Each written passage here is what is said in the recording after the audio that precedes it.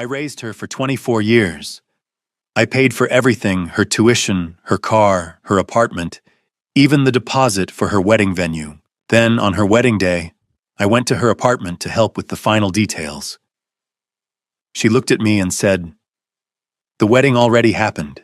Yesterday. It was just for special people." I turned and walked away, carrying a silence I didn't know how to name. That night I didn't sleep, and by morning I'd made a decision that would change everything. 5 days later my phone rang. "Dad, the rent didn't go through."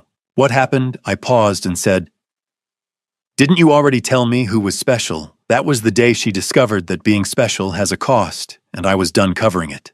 Thank you for being here with me.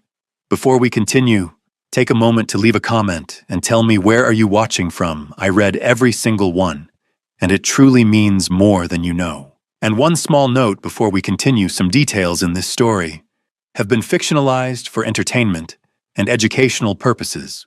This story carries lessons about love limits and the cost of the choices we make. I stood outside my daughter's apartment on a Sunday morning in April holding a box of wedding planning folders I'd saved for 24 years. Magazine clippings of flower arrangements, venue ideas I'd bookmarked, a napkin from Mamma Mia Trattoria where we talked about having the rehearsal dinner. I'd woken up early that morning, showered, put on my best suit, the navy one I'd bought specifically for this day. Then I'd changed my mind. Too formal for a pre-wedding visit. I'd switched to khakis and a button-down. Something nice but not overdressed. I wanted to see her before the ceremony, maybe help with last-minute details. That's what fathers do. The Pearl District was quiet. Most of Portland was still asleep, though I could see a few joggers along the Willamette River in the distance. Taylor's building was one of those new high-rises, all glass and steel. The kind that costs more per month than I used to make in a season when I first started Clark Landscape and Tree Care 30 years ago. I'd paid the deposit on this place 3 years back, signed as her guarantor when the landlord wanted proof of income. She'd hugged me that day and said I was the best. I checked my watch. 9:30. Early, but not too early. The wedding was this afternoon, she'd said, Sunday, April 20th. And I'd been counting down the days. I knocked, footsteps inside, then the door opened. Taylor Clark. My daughter, 29 years old, stood there in an oversized sweatshirt and pajama pants, her dark hair pulled into a messy bun. She looked exhausted. Her eyes were puffy, like she'd been crying or hadn't slept well. Too, she blinked at me, confused. "What are you doing here?" "Morning, sweetheart." I held up the box, smiling. "I know it's early, but I thought I'd drop these off before things get crazy. I found all the old planning stuff we looked at over the years. Figured we could compare notes. See how close you got to. Raymond, what time does the ceremony start?" I checked my watch again. "I wanted to get there early. Help set up chairs or greeting guests or whatever you need. I know Connor's family is handling most of it, but..." "Raymond, stop." Her voice was quiet. I stopped. Something in her tone made my stomach drop. "What's wrong?" I asked. "Did something happen? Is the wedding still on?" She looked down at her bare feet. "The wedding happened." "Okay, good." Relief washed over me. "So it's still this afternoon, then. What time should I?" "No," she shook her head. "It happened yesterday." The words didn't make sense at first. "Yesterday, Saturday." "What do you mean, yesterday?" I said slowly. "The wedding was yesterday." She still wouldn't look at me. "Saturday afternoon. It's over." The box suddenly felt heavy in my hands. "But you said Sunday, April 20th. I have it written down. You told me..." I said April," she said. I never said exactly which day." My mind raced back through our conversations. The coffee shop 3 months ago when she'd told me she was engaged. The phone call about keeping it small. The text message, spring wedding, probably April. She was right. She'd never given me a specific date. I'd assumed. I'd marked the 20th on my calendar a Sunday, because most weddings happened on Sundays, didn't they? "Oh," the word came out flat. "I got the day wrong." "Raymond." "That's okay." I forced a smile. These things happen. I should have confirmed. Should have asked more specifically. I adjusted the box under my arm. Well, congratulations. I'm sorry I missed it. How did it go? Was the weather good? It was fine. Her voice was barely above a whisper. Good, that's good. I nodded, trying to keep my composure. Was it at the venue you showed me, the one by the lake, Shamstone? Yeah. Beautiful spot. I cleared my throat. I bet you looked stunning. Did the dress turn out the way you wanted? Raymond, please. Who was there? The question slipped out before I could stop it. Just close family? Or did you end up inviting more people? She finally looked up at me. Her eyes were red. Close family. And some friends. Close family. The words echoed in my head. Your mom was there? I said. Not a question. Somehow I already knew. Taylor's shoulders tensed. Yes, a Pamela Thornton. I said her full name. Your biological mother. The one who walked out when you were 5 years old and didn't call once in 24 years. She's trying, Raymond. Taylor's voice had an edge, now defensive. She reached out. She apologized for everything. She's been going to therapy. I wanted to give her a chance. Now that's good, I said. And I meant it. I did.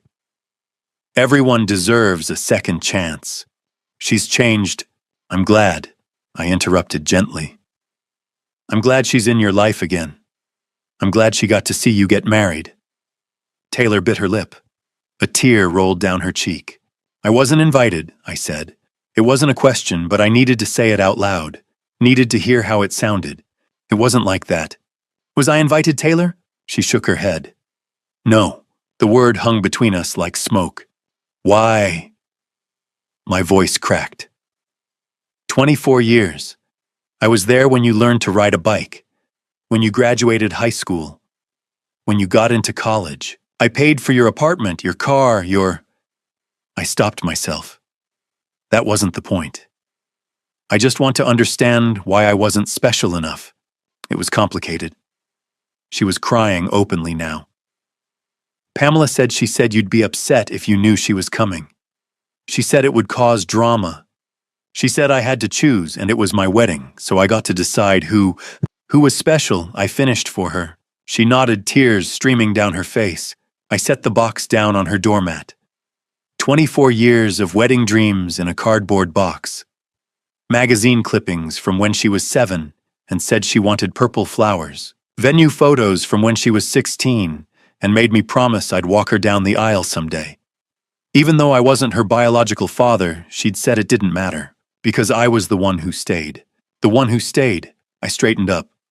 Well, congratulations to you and Connor. Connor Matthews, her husband now. I'd met him exactly twice. Once at a coffee shop when they first started dating, once when they came by my office to announce the engagement. Nice enough guy, real estate agent. But I barely knew him. I hope you'll be very happy together. Raymond, please. I should go. I was already turning toward the stairs. I'm sure you have a lot to do today. Honeymoon to pack, for thank you cards to write. Can we talk about this? I stopped. Looked back at her standing in the doorway in her pajamas, mascara smudged under her eyes. What is there to talk about? I asked quietly. I'm sorry. She choked on the words. I'm so sorry. I know you are. And I believed her. I could see it in her face, the guilt, the regret. But it didn't change what had happened. I just wish you'd been sorry enough to invite me. I walked down the hallway before she could respond. Behind me, I heard her say my name one more time, but I didn't turn around. I couldn't. The morning air hit me when I stepped outside. Joggers ran past. A couple walked by with coffee cups laughing about something. The world kept moving like nothing had changed, but everything had changed. I sat in my truck for a long time. 20 minutes, maybe more. Just sat there with my hands on the steering wheel, staring at the apartment building. The box was still up there on her doormat. I'd left it behind. 24 years, and I'd left it all behind. When I finally drove home, my house felt emptier than usual. I walked straight to my study and opened my laptop. My hands moved automatically, opening a new document. The cursor blinked at me, waiting. I typed account closure plan. I stared at those 3 words for a long time. Then, I saved the document and closed my laptop. I didn't know what came next. But I knew one thing for certain: something had broken that morning. Something I'd spent 24 years building. And I wasn't sure it could ever be fixed. But maybe it didn't need to be. Maybe it was time to stop trying. That night, I couldn't sleep.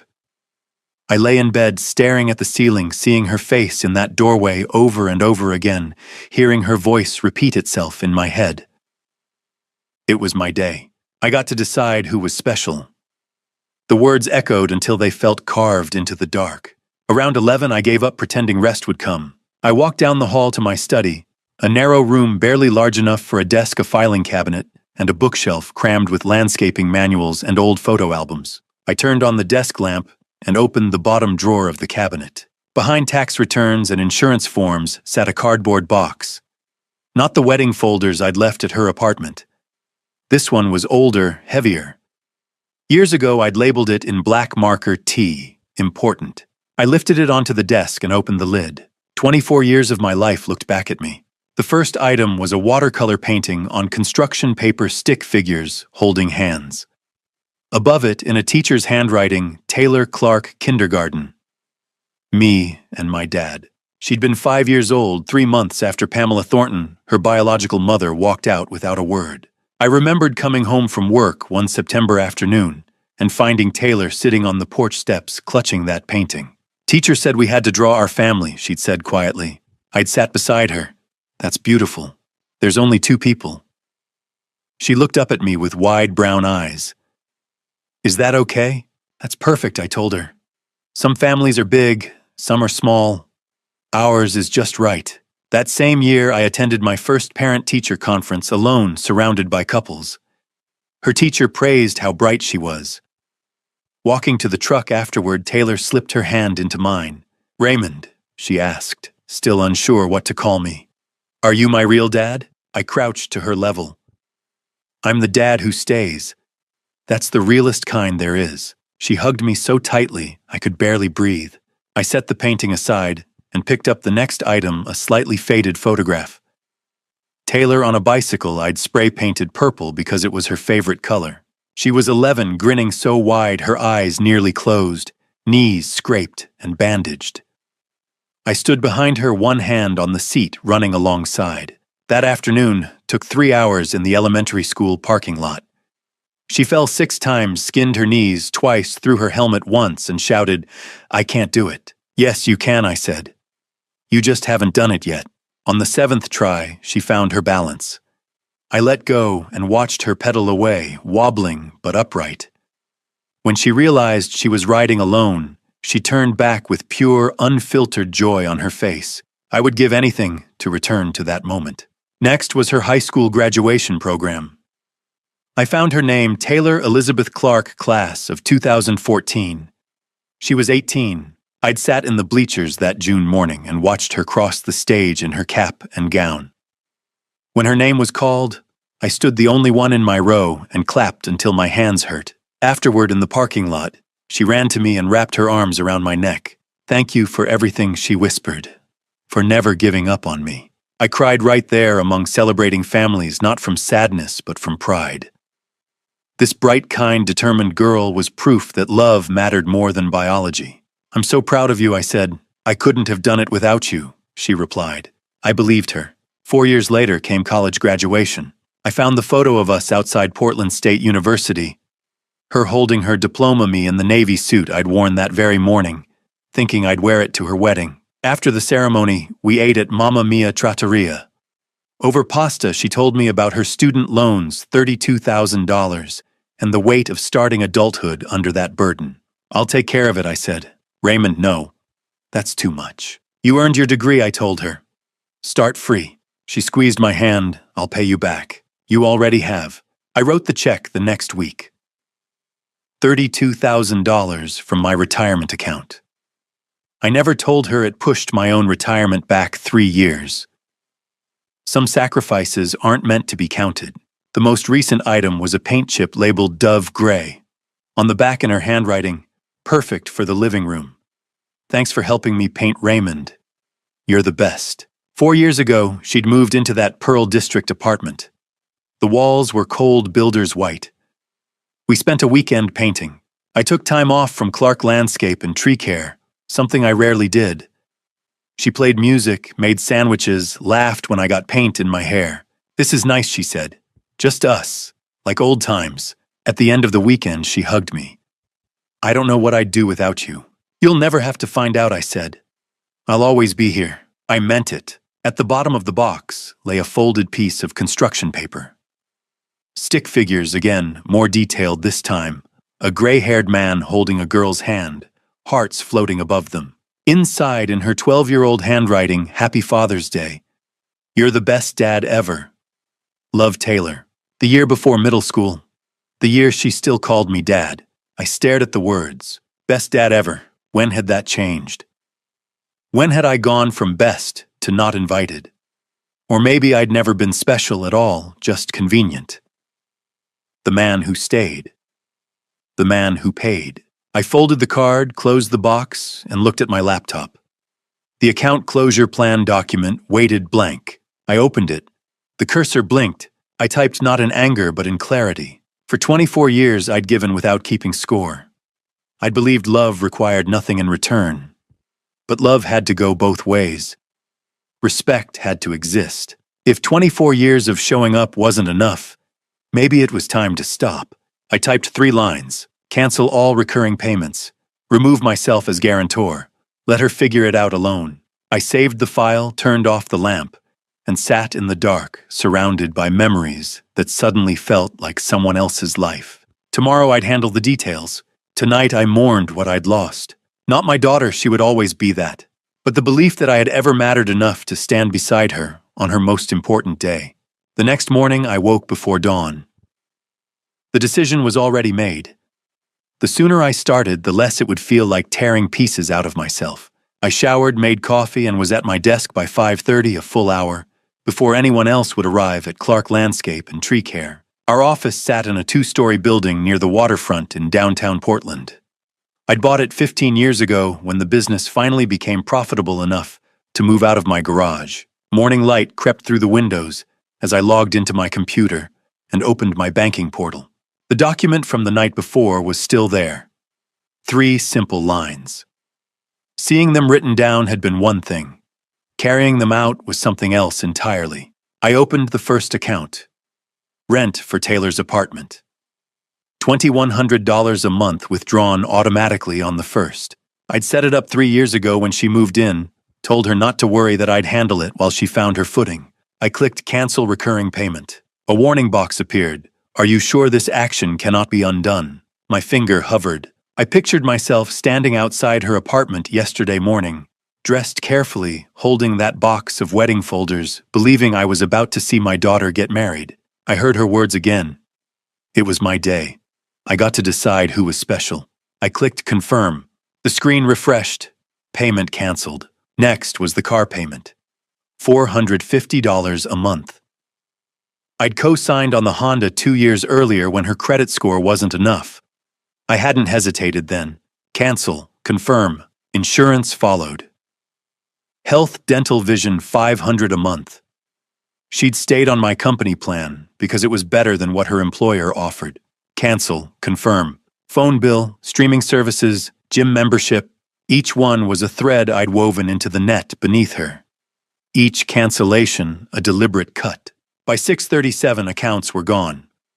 The summary appeared, 7 recurring payments canceled. Estimated monthly savings, $3,260. Savings. The word made my chest tighten. I wasn't saving anything. I was letting go. I leaned back in my chair and stared until the numbers blurred. Raymond. I looked up. Gloria Stevens stood in my doorway coat, still on purse over her shoulder. She'd kept the books here for 12 years. She knew every dollar this company touched, and every dollar I'd spent on Taylor. You're here early, she said. Couldn't sleep. I closed the browser. She stepped inside, eyes lingering on the reflection in my glasses. What did you do? I removed my glasses and rubbed my eyes. What I should have done years ago. Raymond. She got married Saturday, I said. I found out yesterday morning when I showed up thinking the wedding was that day. I wasn't invited. Gloria sat down slowly. Oh, Raymond. Her mother was there. Pamela. The woman who walked out 24 years ago. I laughed without humor. I was there for everything. School plays, conferences, birthdays, college, loans, rent. And I wasn't special enough for her wedding, so you cut her off. I canceled automatic payments, I said. I'm not funding a life that doesn't include me. Gloria was quiet. Then she said, My daughter hasn't spoken to me in 6 years. I looked up. I didn't know you had a daughter. Most people don't. Her name's Rebecca. I raised her alone. 2 jobs. College paid. When she moved away, she stopped calling. When I asked why, she said I was too needy, that I made her feel guilty for living her life. I swallowed. That must have hurt. It did. Gloria met my eyes. Because she was right. I kept score. I reminded her of every sacrifice. You didn't. You gave because you loved her. If she can't see that the failure isn't yours, then why does it feel like it is? Because you're a good father, she said gently. Good fathers always blame themselves. She stood. You did the right thing. Love isn't one way. If she wants you back, she needs to see you as her father, not her provider. Thank you. She paused at the door. Rebecca called me last year. She'd had a baby. We're rebuilding slowly. Sometimes people need to lose something before they understand its value. After she left, I sat alone. Around 8, my phone rang. Dennis Crawford, my business partner. You okay? He asked. Gloria told me. I'm fine. You want breakfast talk? No. I need time. She's going to call, he said. When payments fail. I know. What will you say? I thought of teaching her to ride a bike. Graduation days. Paying off her loans. I'll tell her it's time she stands on her own. Dennis exhaled. I think you're doing the right thing. We'll see. Afterward, I emailed the property management company. Please remove Raymond Clark as guarantor for Unit 408. Effective immediately. I reread it, then sent it.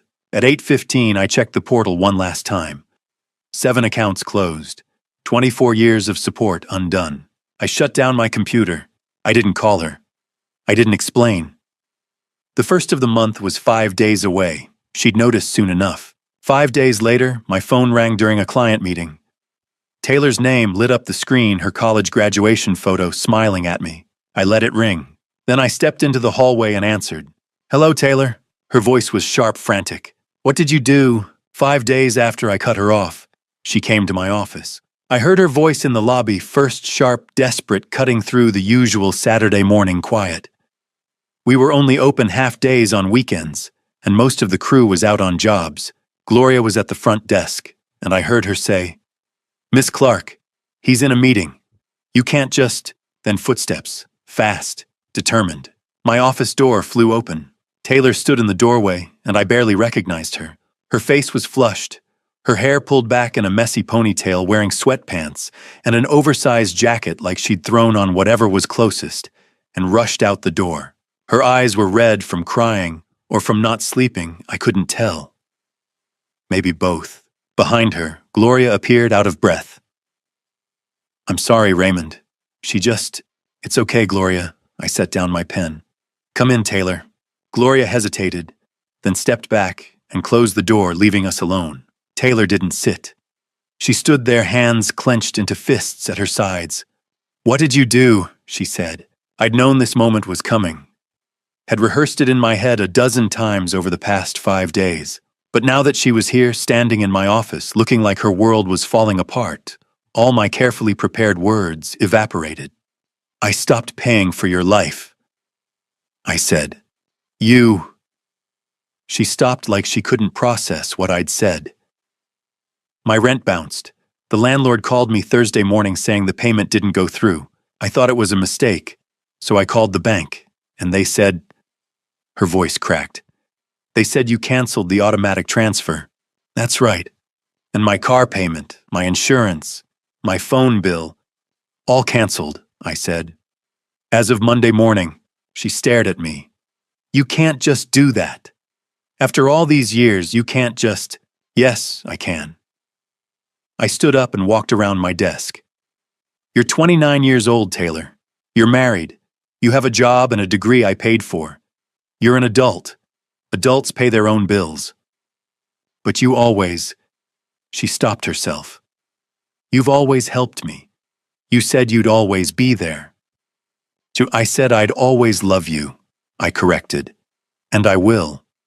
But love doesn't mean I have to keep funding your life while you pretend I don't exist. I don't pretend. You didn't invite me to your wedding. The words came out harder than I intended. You got married a week ago, and I found out by showing up at your apartment the next morning, thinking the ceremony was that day. Do you have any idea what that felt like? She looked down. It was complicated. So you keep saying, I crossed my arms. But it's not complicated, Taylor. You made a choice. You decided who was important enough to be there. And I wasn't one of those people. It wasn't like that. Then what was it like? I asked. Because from where I'm standing, I spent 24 years showing up for you. Every parent-teacher conference, every school play, every birthday, every graduation. I paid off your student loans. I co-signed your apartment lease. I bought you a car. And when it came time for the most important day of your life, you didn't even tell me it was happening. Tears were streaming down her face now. Pamela said, I went very still. What did Pamela say? She said you'd react like this. Taylor's voice turned defensive like she was repeating words someone else had put in her mouth. She said if you found out she was coming to the wedding, you'd make it all about you. You'd try to control everything. She said I had to choose, and it was my day, so I got to decide who was special, I finished quietly. She nodded, wiping her eyes with her sleeve. I took a breath. Not anger at Taylor, anger at the woman who'd walked out on her 24 years ago and was now turning her against me. Let me ask you something, I said. In 24 years, have I ever tried to control you? Taylor opened her mouth, then closed it. Have I ever told you who you could date, what job you could take, where you could live? No, but did I demand to plan your wedding? Did I insist on walking you down the aisle? Did I ever say you owed me anything for what I did for you? No. Her voice was barely a whisper. Then why would you believe her? I asked. Why would you believe I'd make your wedding about me when I've spent your entire life making everything about you? She looked up at me, and for a moment I saw the little girl who'd asked if I was her real dad. The one who'd hugged me after learning to ride her bike. The one who'd said she couldn't have graduated without me. I don't know, she said. She's my mom. I wanted to believe she'd changed. I understand that, and I did. But you gave her a chance at my expense. You cut me out to let her in. I didn't mean, it doesn't matter what you meant, I said quietly. What matters is what you did, and now you need to figure out how to handle the consequences. So this is punishment. Her voice rose. You're punishing me because I hurt your feelings. No, Taylor. I looked at her directly. I'm teaching you what it feels like to not be special. She flinched. For 24 years, I continued, you were the most important person in my life. Every decision I made, I thought about you first. You were special to me. More special than anything. I paused. But I wasn't special to you. I was convenient. I was the person who paid for things. And when it came time to celebrate the most important moment of your life, I didn't matter enough to be there. Raymond, when you figure out who really cares about you, I said, you know where to find me. She stood there for a long moment, tears running down her face, hands shaking. I thought maybe she'd say she was sorry, that she understood. Instead, she turned toward the door. This isn't over, she said. I know. She left. The door closed with a soft click. I sat at my desk and stared at the spot where she'd been standing. Gloria appeared a few minutes later, peeking in. You okay? She asked. No, I said, but I will be. She nodded and quietly closed the door. I'd thought standing my ground would bring relief. It didn't. All I felt was tired. 2 weeks after our confrontation, Dennis Crawford, my business partner for the past 15 years, called me at the office. "You need to hear this," he said. His voice had that tone, the one that meant trouble. I set down my coffee. "I'm listening." Taylor's behind on rent. I ran into Mr. Carlson yesterday. He owns that building in the Pearl District. He posted a 3-day notice on her door last week. I'd known this would happen. But hearing it confirmed still hit hard. She's been trying to get loans, Dennis continued. Applied at 3 banks. Got denied every time, no cosigner, not enough income. And that woman I saw her with at the bank. Dennis paused. She's at the apartment every day. Stays over most nights from what the neighbors say. My jaw tightened. Pamela Thornton, her biological mother. The one who left when she was 5. She helping with money. I doubt it, I said. She's helping with something else. Making sure Taylor knows this is all my fault. What's the plan? Dennis asked. I wait, I said. For her to figure out who's really on her side. After we hung up, I tried to focus on work. But my mind kept drifting back to Pamela staying at Taylor's apartment, whispering in her ear every night. Around noon, my phone rang. Unknown number. Mr. Clark. A young woman's voice. My name is Kimberly Stone. I'm a friend of Taylor's. I sat up straighter. Okay, I shouldn't be calling, she said quickly. Taylor doesn't know. But something's not right. What do you mean? Taylor's been different since her mom came back. She cries every night. She barely sleeps. And Pamela, she's always there. Always talking. Kimberly's voice dropped. She says you never really loved Taylor, that you only wanted to control her. She says it all the time, Mr. Clark. Over and over. My chest tightened. Does Taylor believe it? I don't know, Kimberly admitted. Sometimes I think she does. But other times I catch her looking at old photos of you two and she just cries. There's something else, Kimberly continued. Connor, her husband, he's been asking questions. About you, about the money, about why Pamela suddenly showed up. She paused. I think he's starting to figure out that something's wrong with her. Pamela, I mean. She's off. The way she talks to Taylor, the way she looks at things in the apartment, the way she keeps pushing Taylor to ask you for money. Why are you telling me this? I asked. Because Taylor used to talk about you like you hung the moon. Kimberly said, her voice thick. She said you were the best person she knew. And now she acts like you're a stranger. She took a breath. That doesn't happen in 2 months, Mr. Clark. Not unless someone's making it happen. Thank you for calling, Kimberly. Are you going to help her? I'm trying to, I said. But she has to want the help first. After she hung up, I sat at my desk for a long time. Kimberly's words echoed, that doesn't happen in 2 months. She was right. Taylor hadn't changed on her own. Someone had changed her. 3 days later, Taylor called. Her voice sounded different, angry and scared. Connor's asking questions, she said. About the money. About you. Tell him the truth, I said calmly. You don't understand. Pamela says you're trying to... Taylor, I interrupted. I don't care what Pamela says. She went silent. I care what you say, I continued. Not what Pamela told you to think. What do you actually believe? The silence stretched out. I don't know, she finally whispered. Then figure it out, I said gently. And when you do, call me back. I hung up. My hand was shaking. I set the phone down, half expecting her to call back immediately. To yell. To cry. To demand I fix everything. But she didn't. The next morning, a certified letter arrived at my office. Gloria brought it in, her face worried. It's from a law firm, she said. I opened it.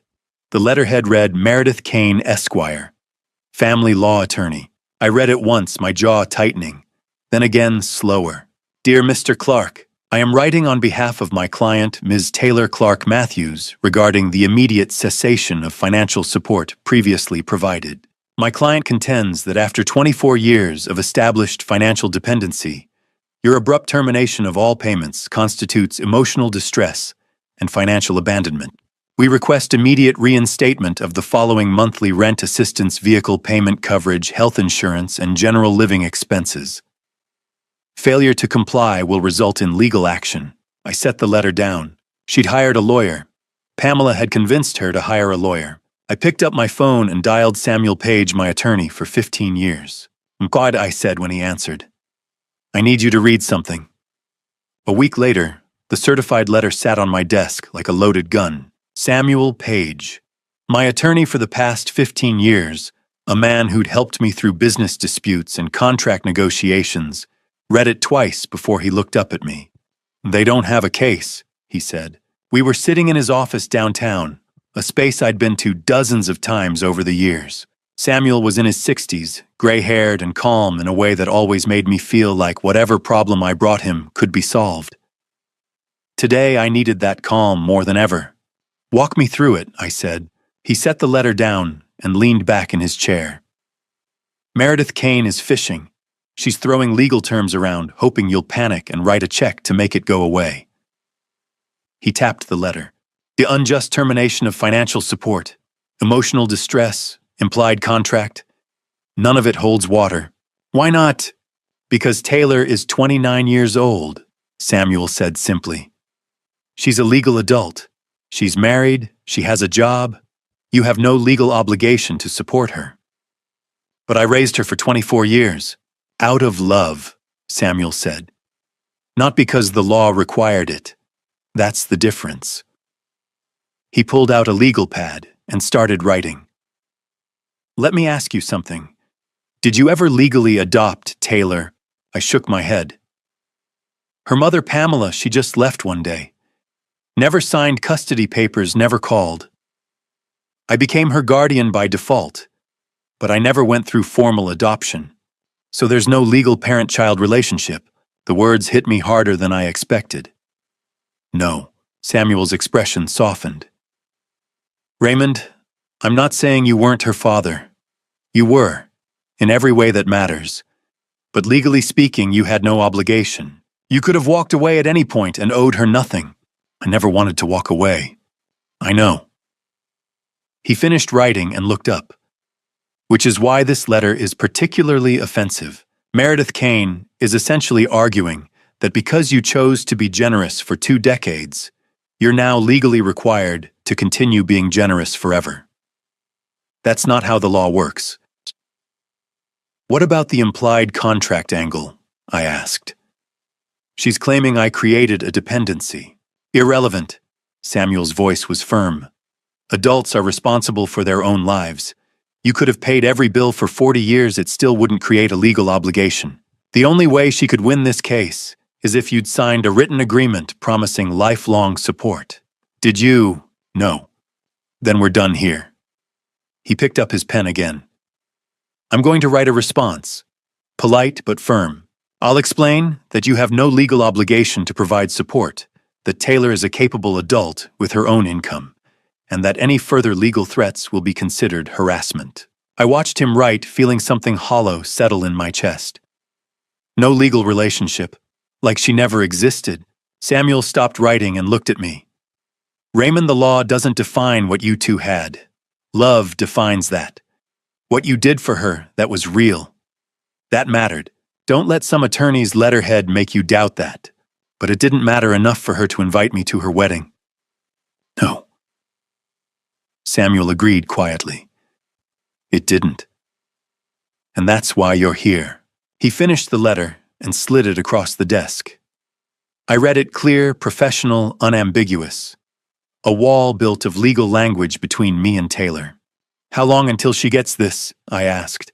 "I'll send it certified mail this afternoon. She'll have it by Friday." "And then nothing," Samuel said. "Unless she wants to file an actual lawsuit, which I doubt. Meredith Kane isn't stupid. She knows she doesn't have a case. This was a Hail Mary, an attempt to scare you into compliance.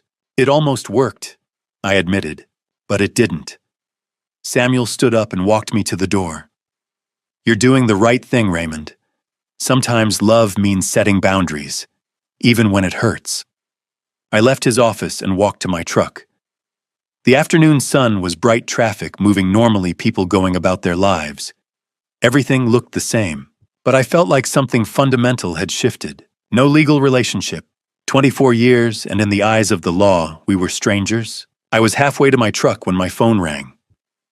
Unknown number. I almost didn't answer, but something made me stop. I'm Mr. Clark. A man's voice. Professional. Careful. My name is Harold Bishop. I'm an attorney. I need to speak with you about Taylor Clark and a man named Thomas Westfield. I froze. Who? Hockey. Thomas Westfield. Bishop repeated. I'm the executor of his estate. He passed away 3 months ago. I don't know anyone named Westfield. I know, Bishop said, but he knew Taylor. And there's something you need to see. What kind of something? The kind that changes everything. Bishop paused.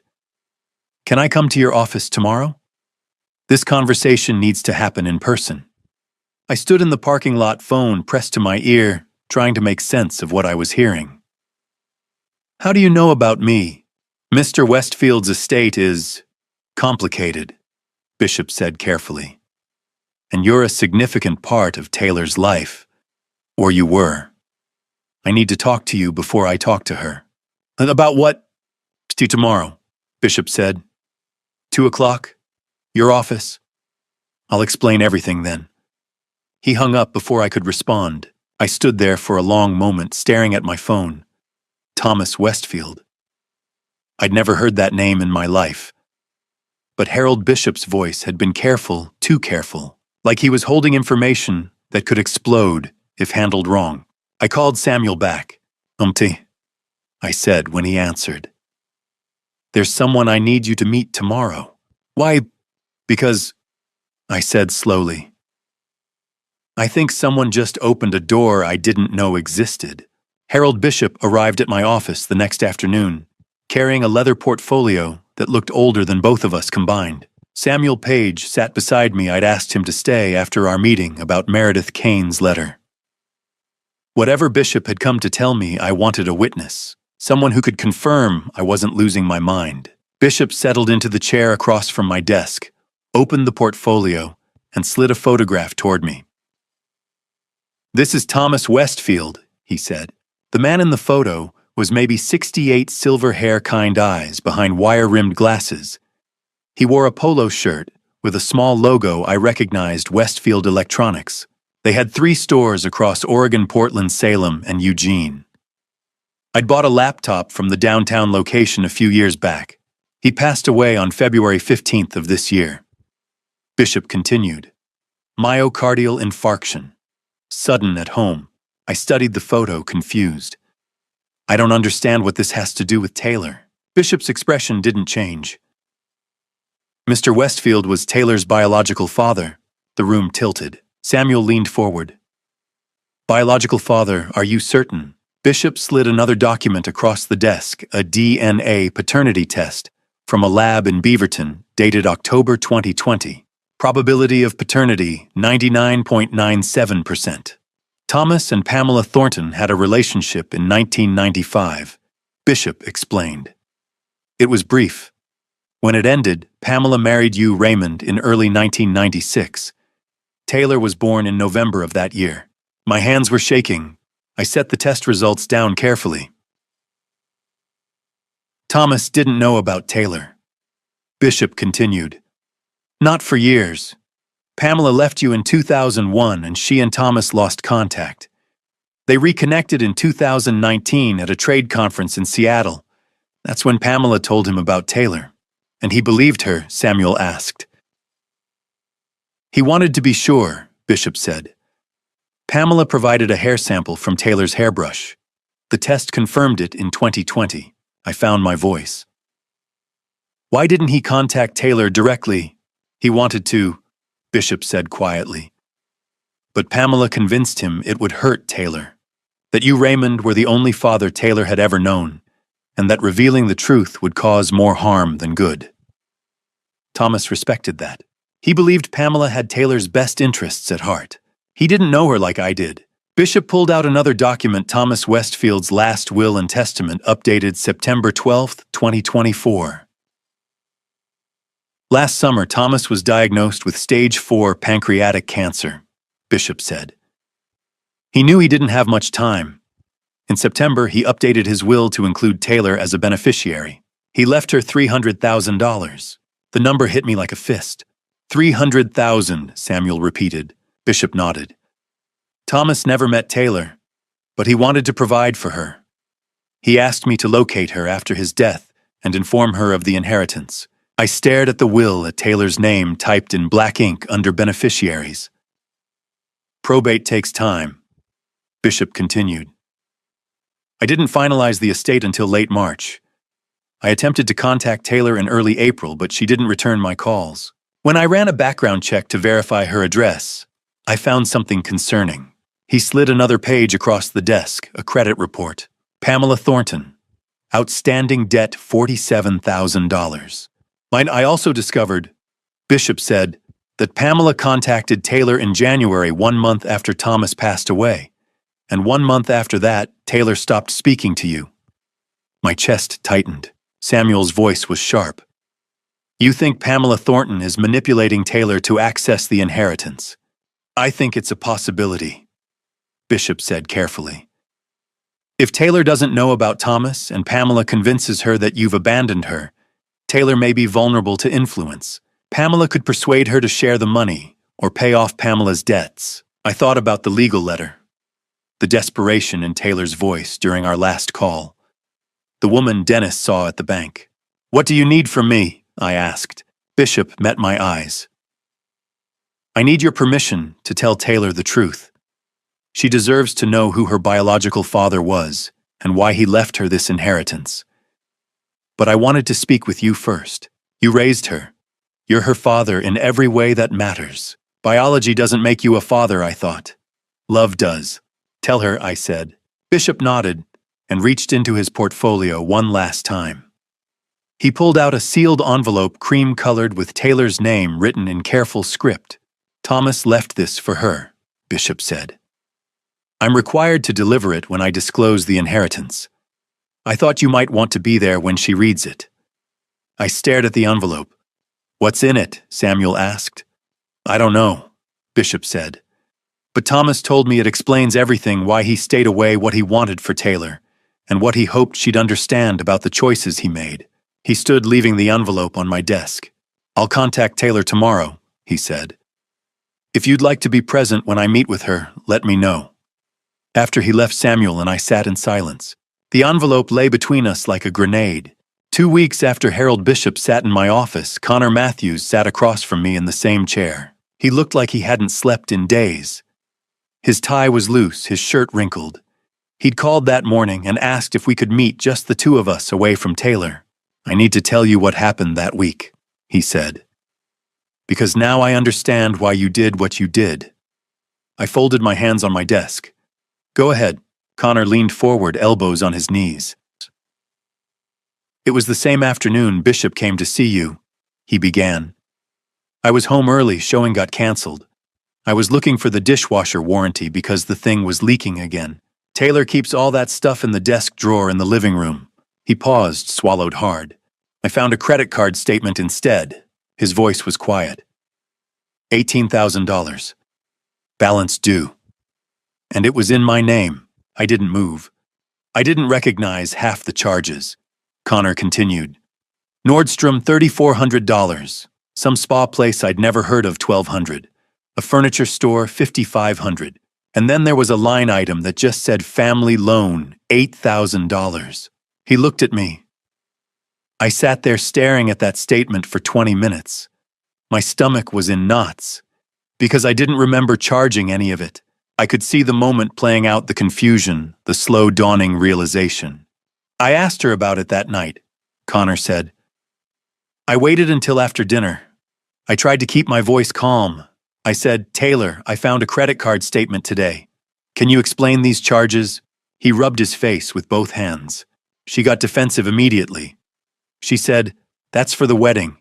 You said we could use it. I said, we agreed on a budget. This is 3 times what we talked about. She said, "Things came up. You don't understand how expensive weddings are." Connor's jaw tightened. Gee, then I asked about the family loan. $8,000. I said, "Who did we loan $8,000 to?" And she went quiet. Just stared at me. Finally, she said, "My mom needed help. She's going through a hard time." I felt the air leave the room.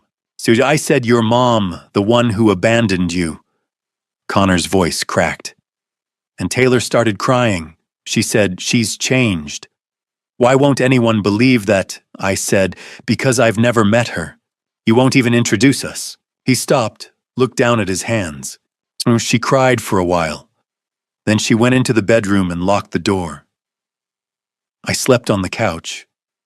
The silence stretched between us. "That's when I started thinking about you," Connor said quietly. "Taylor had always told me you were controlling, that you held money over her head, that you made her feel like she owed you, but I'd never seen any evidence of that." He met my eyes. "So I Googled you. Clark Landscape and Tree Care, 24 employees, 30 years in business. You're not a freeloader. You're successful. You built something." Connor shook his head slowly. And then I thought, if you're so controlling, why did you pay for everything without asking for anything back Taylor's apartment? Her car, her insurance. You never asked her to work for you, never demanded she take over the business. You just supported her. He leaned back in the chair. "That's when I knew something was wrong, really wrong." I waited. "I didn't trust Taylor anymore," Connor said. "But I didn't know who to trust, so I started digging." He pulled his phone from his pocket, and what I found? He looked up at me. "Mr. Clark, you need to see this." He turned the phone toward me. On the screen was a photograph, a screenshot from Facebook. Taylor and a woman with dark hair both smiling at the camera in a restaurant booth. The woman's arm was around Taylor's shoulders. The photo was dated February 20th, 2025, 5 days after Thomas Westfield died. The caption read, "Reunited with my beautiful daughter." A week after Harold Bishop revealed the truth, Connor called me. "I found some things," he said. His voice was tight. "Can we meet not at your office, somewhere private?" We met at a cafe near the waterfront. It was early, just past 8 in the morning, and the place was nearly empty. Connor was already there when I arrived, sitting in a corner booth with his laptop open and a stack of papers spread across the table. He didn't waste time. "I've been tracking Pamela's social media for the past 5 years," he said, turning the laptop toward me. The screen showed a spreadsheet with dates, post descriptions, and corresponding expenses. She never mentioned Taylor, not once, not a single post photo or comment. He scrolled down. Then in February, everything changed. 18 posts in 2 months. All about my daughter and family reunions. All about how blessed she was to have Taylor back in her life. I leaned closer. I cross-referenced the timeline, Connor continued. Every post about Taylor lines up with a major expense. He pointed to the first entry. February 12th. Pamela posts, "Lunch with my girl." That night, Taylor paid for dinner at some steakhouse downtown. $340. I saw the receipt. Taylor charged it to the card in my name. He scrolled again. March 5th. Pamela posts, "Helping my daughter plan her wedding." 2 days later, Taylor transfers $8,000 to Pamela, the same family loan I found on the credit card statement. His jaw tightened. April 1st. Pamela posts, "My daughter's special day." That was the wedding? The one you weren't invited to. Connor closed the laptop and looked at me. "She's using her." I didn't argue. Connor folded his hands on the table. "There's something else going on here, isn't there? Something Taylor doesn't know about." I exhaled slowly. "There's something you need to know," I said. I told him about Thomas Westfield. I kept it simple, didn't mention the DNA test, didn't go into detail about the affair or the years of distance. I just told him the essentials. "Taylor's biological father passed away 3 months ago," I said. "He left her money in his will." Connor's eyes widened. "How much? Enough." I said, "that someone might come back into her life just because of it. Connor went still. Does Pamela know? The estate attorney thinks so. Connor leaned back in the booth, staring at the ceiling. That's why she came back, he said quietly. Not because she missed Taylor. Not because she wanted to rebuild their relationship. He looked at me. She came back for the money. That's what Bishop believes. And the wedding. Connor continued, his voice rising slightly. She made sure you weren't there so you couldn't warn Taylor. So you couldn't tell her the truth about what was happening. I nodded. Connor was silent for a long moment. Then he said, I need to talk to Taylor. Really talk to her. Will she listen? I don't know, Connor admitted. But I have to try. He met my eyes. Not Mr. Clark. I owe you an apology. Taylor told me you were difficult, that you tried to control her with money, that you made her feel like she owed you. And you believed her. I did, Connor said. Because I love her. But now... He stopped, swallowed. Now I'm not sure she's the person I married anymore. She is, I said quietly. Whoever she is right now, she's still the girl I raised. Pamela's just clouding her. Connor nodded slowly. Then we need to pull her out of it. He stood gathering his laptop and papers. I'll talk to her this week, he said. If she won't listen, I'll ask my father, Russell Matthews. He's a lawyer, to help. He'll know what to do. I shook his hand. For the first time in weeks, I didn't feel alone. 3 days later, Connor called at 11 at night. His voice was shaking. I confronted her, he said. About Pamela, about the money, about you. I gripped the phone. What did she say? She told me to get out. On a Sunday afternoon in early May, I stood at my front door and watched Connor Matthews step out of his car. He looked like he hadn't slept in days. His eyes were bloodshot, his shirt wrinkled and untucked, and there was a shadow of stubble across his jaw. He had a duffel bag slung over one shoulder, and when he looked up at me, I saw something I hadn't seen before defeat. Can I come in? He asked, his voice hoarse. I stepped aside and let him through. In the kitchen, I made coffee while Connor sat at the table staring at his hands. The duffel bag sat at his feet like a verdict. The house was quiet, except for the sound of the coffee maker gurgling and the distant hum of traffic outside. I set a mug in front of him, black no sugar the way he'd always taken it when he and Taylor used to visit, and sat down across from him. Nah, she chose Pamela, he said quietly. I wrapped my hands around my own mug and waited. Tell me what happened. Connor took a long breath, staring into the steam rising from his coffee. It was Thursday night, he said.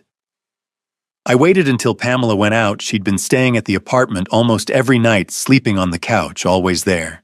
I thought if I could just talk to Taylor alone, maybe I could get through to her. He wrapped his hands around the mug, as if trying to absorb its warmth. I asked her about the timeline. I said, your mom showed up 1 week after Thomas Westfield died. Did you know that... Connor paused, his throat working. She just stared at me. She said, who's Thomas Westfield? I closed my eyes. I told her. Connor continued, his voice carefully controlled. I said, your biological father. She looked at me like I'd lost my mind. She said, what the hell are you talking about? He stopped, rubbed his face with one hand. My heart was pounding. I was trying so hard to stay calm, to just present the facts. I told her everything. That he died in February. That he left her money in his will. That Pamela knew about it. That the timeline of Pamela coming back lined up exactly with his death. What did she say? She said I was lying, Connor said flatly, and I heard the hurt beneath the words. She said Raymond put you up to this. I told her you didn't put me up to anything. I told her I found the credit card statement, the Facebook posts, the timeline.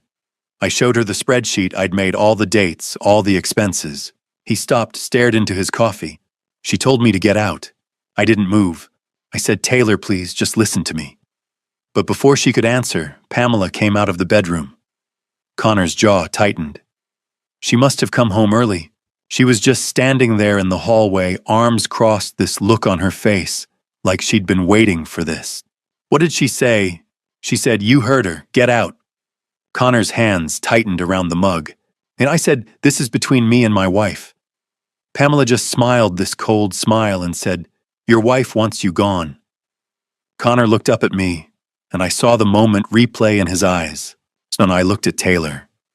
I said, "Is that true?" She was crying. Her face was red, tears streaming down. But she wouldn't look at me. She just looked down at the floor, like she couldn't even meet my eyes. The kitchen was silent except for the hum of the refrigerator. "So I left," Connor said. I grabbed my keys and my phone and walked to the door. But before I closed it, I turned around one more time. I said, "Fine, but when you figure out what she's really after, don't call me." He exhaled slowly, as if he'd been holding his breath since Thursday. As I was closing the door, I heard Pamela say, "He's just like Raymond, controlling." I set my mug down carefully, feeling the weight of those words. "You can stay here as long as you need to," I said. Connor shook his head. "I'm going to my dad's tomorrow. But thank you, really. What are you going to do?" "I'm going to talk to my father and Harold Bishop," Connor said, and for the first time I heard resolve in his voice. "If Pamela's manipulating her, there has to be some legal angle, some way to protect Taylor from herself." He paused. "And I'm filing for an annulment." "Are you sure?" Connor met my eyes. "Mr. Clark. I married Taylor Clark. The woman in that apartment isn't her. I don't know who that person is, but she's not the woman I fell in love with." I nodded slowly. "You did everything you could." "I just wish I'd done it sooner," Connor said quietly. "I wish I'd listened to you from the start." "You loved her," I said. "That's not a mistake. That's what you were supposed to do." For a moment, Connor's face crumpled, and I thought he might break down. But he held it together, swallowed hard, and nodded. I walked Connor out to his car. The sun was setting, casting long shadows across the driveway.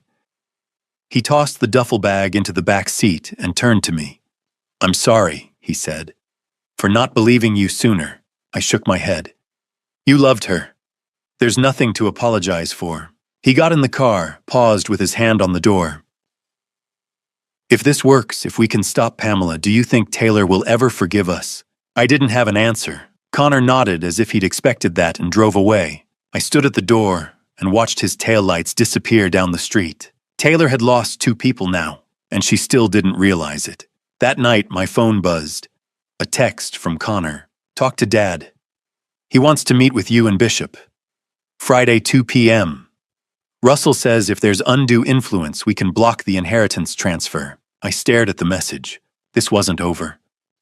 3 days after Connor's visit, my phone rang at 11 at night. It was him. "I found something," he said. His voice had an edge I hadn't heard before. "I went back to the apartment while Taylor was at work. You need to see this." 20 minutes later, Connor was at my door with his laptop under his arm. We sat at the kitchen table. He opened the laptop and turned it toward me. "I went to the apartment Tuesday," Connor said. "Taylor has MBA classes on Tuesday nights. She's usually gone until 9. I still have my key. Technically, my name's still on the lease." He pulled up a document. "I found this in Pamela's email. She was using the desktop in the living room, the one we bought together. She didn't log out." The document on the screen was titled Prenuptial Agreement Draft. Taylor Clark and Connor Matthews. It was dated March 2025. I leaned closer. The terms were laid out in clean legal language. Connor Matthews agrees to pay Taylor Clark $50,000 per year in spousal support in the event of divorce. Taylor Clark retains full ownership of inheritance from biological family. Connor Matthews waives all rights to assets acquired by Taylor during marriage. I looked at Connor. "Did you sign this?" "She never showed it to me," Connor said flatly. "We never talked about a prenup, not once. This is the first time I've ever seen it." He scrolled up to the top of the email thread. Pamela didn't draft it," he said. "It was forwarded to her by Meredith Kane Taylor's lawyer, the same one who sent you the legal letter back in April." He pointed to Pamela's reply, dated March 28, 2025. Received. Make sure he signs this before the wedding. I sat back in my chair. Pamela was planning this from the beginning, I said quietly. Yeah, Connor said. And if I'd signed it, she'd have had Taylor covered from both ends. The inheritance from Thomas Westfield and $50,000 a year from me if we divorced. He closed the laptop, but there's more. Before Connor could continue, my phone rang. The caller ID said Kimberly Stone. I glanced at Connor. He nodded. I gave her your number. She has something you need to hear. I answered and put it on speaker. Mr. Clark. Kimberly's voice was tight, nervous. Connor said I should call you. I need to tell you something. Go ahead. I've been recording Pamela's visits, Kimberly said. I know that sounds weird, but Taylor's my best friend, and I could see something was wrong. Pamela's been at the apartment almost every day since February. I live next door, we share a wall. I started recording through the wall about 3 weeks ago. What did you hear? I asked. Coaching, Kimberly said. Pamela's been coaching Taylor on what to think, what to say, how to feel. There was a pause. I'm going to play something for you. A moment later, audio crackled through the phone. It was muffled, distant, clearly recorded through a wall, but the voices were unmistakable.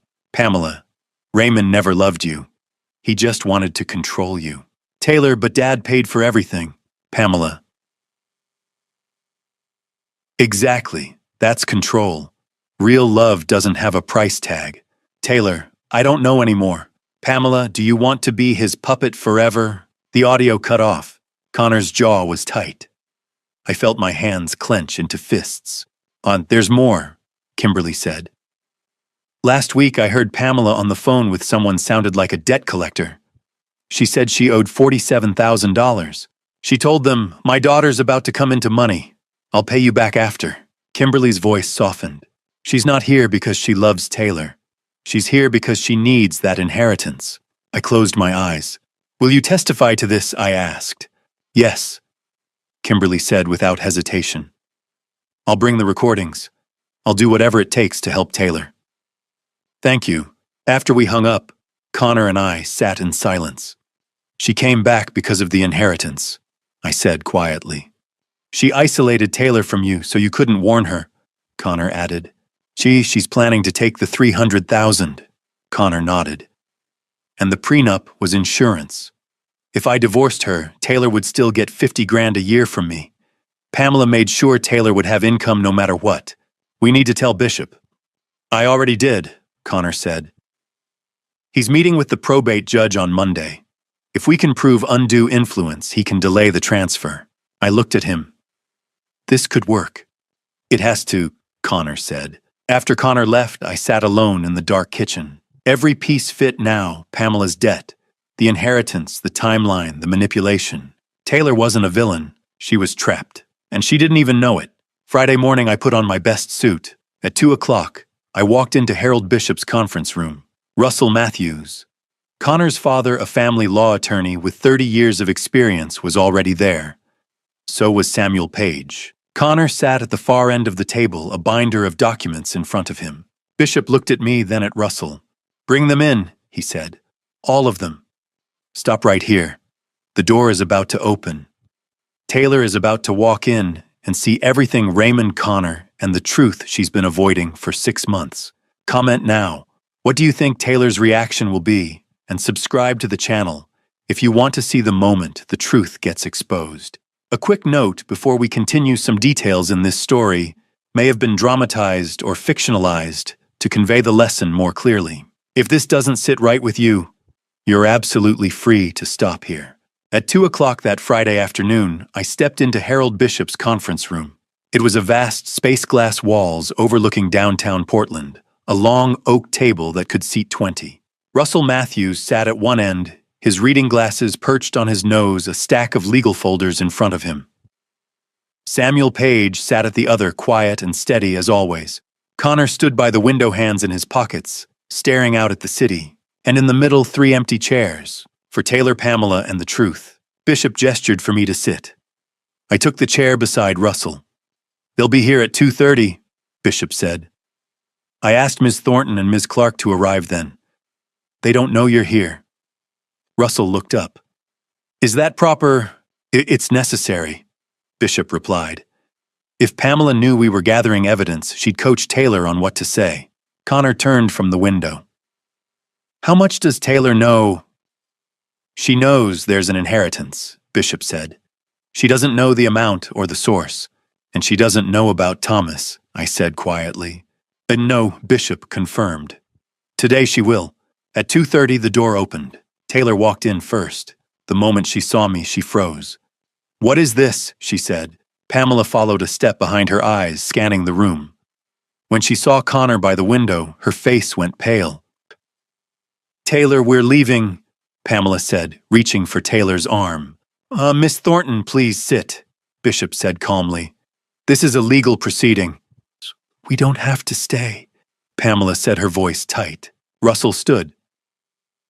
Actually, you do. I'm Russell Matthews' attorney at law. If you leave, we'll file for a restraining order within the hour. Pamela's jaw tightened.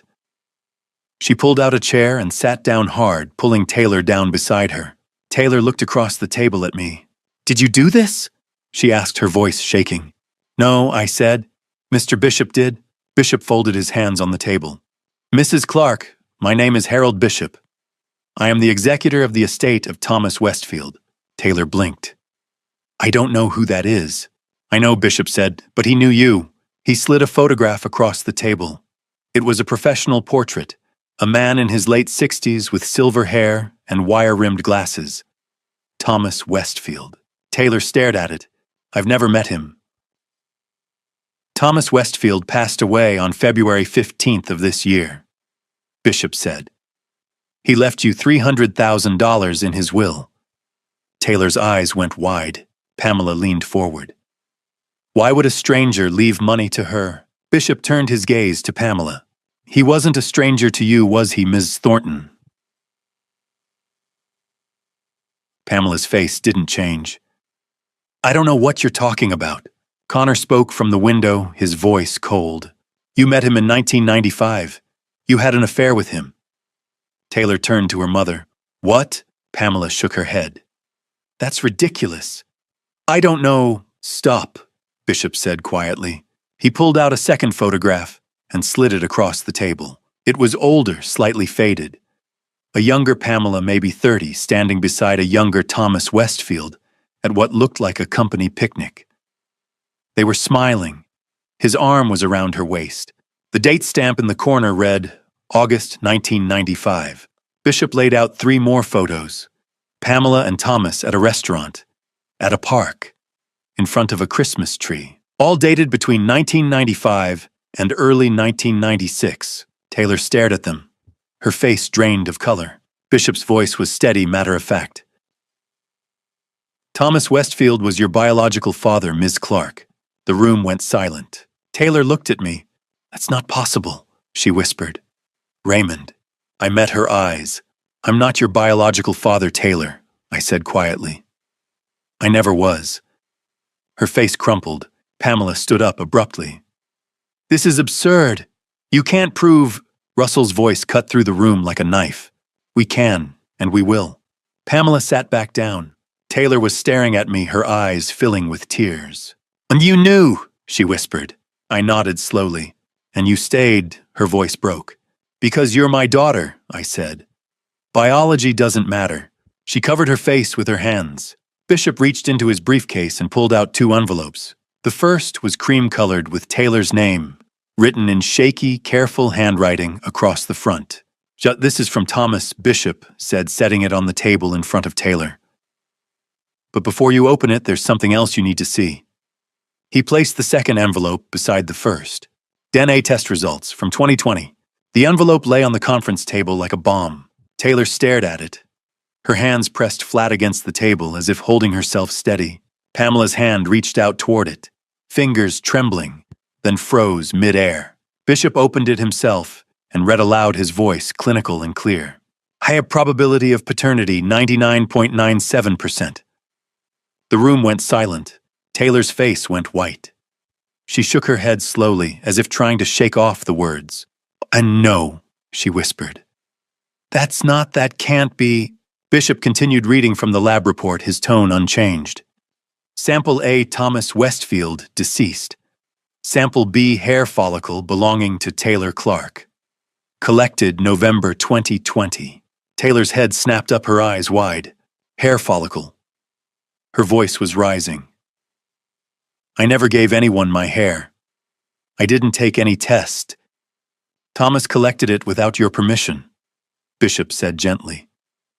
He wanted to be certain before he contacted you. Taylor stared at him, her mouth open, struggling to form words. Why didn't he contact me? She finally said, her voice breaking. Bishop's gaze shifted to Pamela. Miss Thornton told him it would hurt you. Pamela's voice rose, immediately defensive and sharp. I was protecting her. She didn't need some stranger coming in, and Connor's voice cut through the room like a blade. No, you were protecting yourself. Pamela's face flushed red. Her hands gripped the edge of the table. Russell Matthews stood and began laying out documents on the table one by one like a prosecutor presenting evidence. Let's talk about the timeline, he said. He pointed to the first document. February 15, 2025. Thomas Westfield dies of a myocardial infarction at his home in southeast Portland. He slid the second document forward. February 20th, 2025. 5 days later. Pamela Thornton contacts Taylor Clark for the first time in 24 years. Taylor's eyes darted to the dates. She was shaking her head again, small movements as if trying to deny what she was seeing.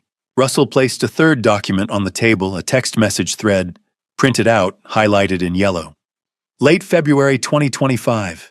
Taylor stopped speaking to Raymond Clark. He placed the final document down. April 1st, 2025. Taylor Clark marries Connor Matthews. Raymond Clark is not invited to the wedding. Taylor's hands were shaking. She touched the edge of one of the documents, tracing the timeline with her finger, her face pale. This is a coincidence, she said, her voice weak. It doesn't mean... Russell turned to Pamela, his voice firm. Miss Thornton, when did you first learn about the inheritance Thomas left for Taylor? Pamela's jaw tightened. She sat up straighter, her voice defiant. I don't have to answer that. Bishop spoke quietly, but his words landed like stones. January 2025. Thomas told you when he updated his will. He called you to let you know he was providing for Taylor after his death. Taylor turned slowly to her mother, her face a mask of disbelief. You knew he was dying. Her voice was barely a whisper. Pamela's face twisted, her voice rising defensive. He was just a sick old man who... And you waited until he died to tell me. Taylor's voice cracked louder, now anguished. I was giving you space to... You were clearing the way for yourself.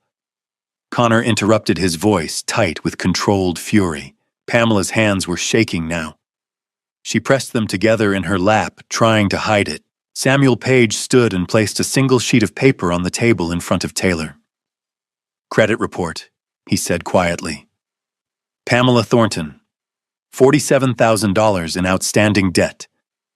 3 debt collection agencies actively pursuing payment. 2 pending lawsuits. Taylor stared at the paper.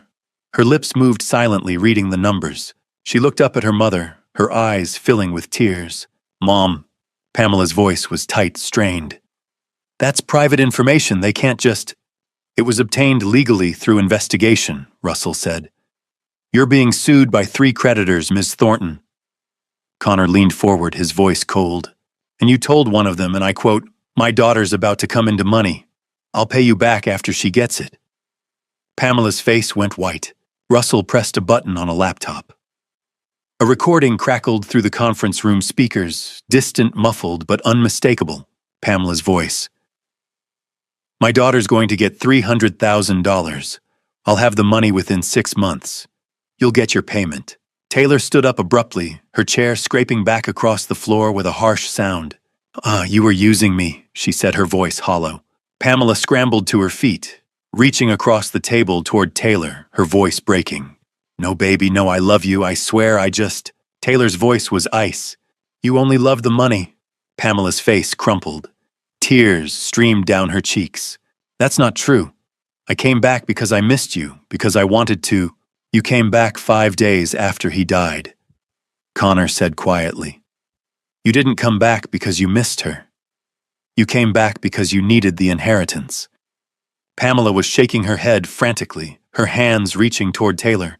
No, you don't understand. Taylor looked at me across the table, her face pale, her eyes red. But he did cut me off, she said, her voice shaking. Raymond stopped paying for everything. I met her eyes. Because you told me I wasn't special, I said quietly. And you needed to understand what that felt like. Taylor sank back into her chair, her hands covering her face. Pamela tried again, her voice desperate, pleading.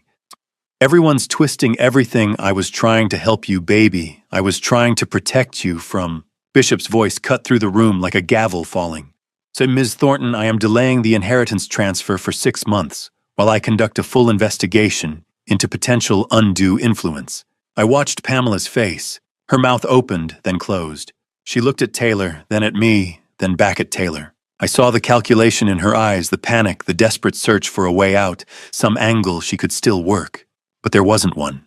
The truth was out, and there was nowhere left to hide. Taylor stood slowly like someone in a dream. She walked past Pamela without looking at her, as if her mother had become invisible. She stopped at the door and turned back to me. You knew, she said, her voice barely a whisper. About Thomas. About me not being yours. And you stayed. I nodded. Why? She whispered, her eyes searching mine. I stood and took a step toward her. Because love isn't about biology, I said. It's about showing up. Every day, for 24 years, that's what a father does. Her face crumpled. She started crying deep, wrenching sobs that shook her whole body. Then she turned and ran. Pamela scrambled after her, her voice breaking, desperate. Taylor, wait. Please, just let me explain. The door slammed shut behind them. The conference room was silent. Connor stood by the window, his jaw tight, his arms crossed. Russell gathered his papers with quiet efficiency. Bishop closed the file in front of him. Samuel looked at me and nodded once. It was over. The meeting ended 2 hours later. But I stayed in the conference room for another 20 minutes. Russell and Connor left first.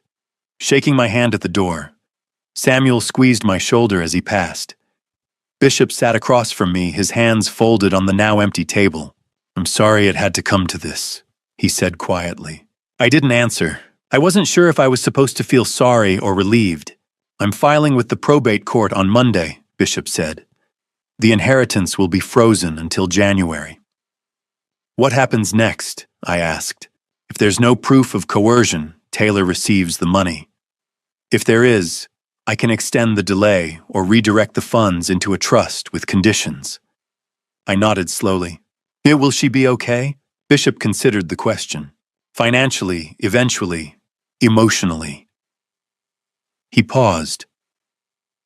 That depends on her. He stood and gathered his briefcase. Hi, Mr. Clark, you did the right thing. Then why do I feel like I just lost her again? Bishop didn't have an answer. Connor called that weekend. I filed for annulment Friday afternoon, he said. His voice was tired. Grounds fraud. She lied about finances and allowed her mother to manipulate our family. Have you talked to her? She won't answer my calls, Connor said. I went to the apartment yesterday. She's gone, moved out. I think she's staying with Pamela. I closed my eyes. That's the worst place she could be. I know, Connor said quietly. But I can't save someone who doesn't want to be saved.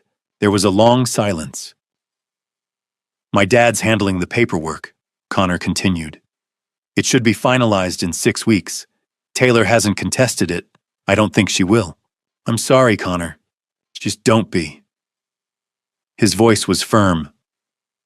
Mr. Clark, thank you for teaching me what real love looks like.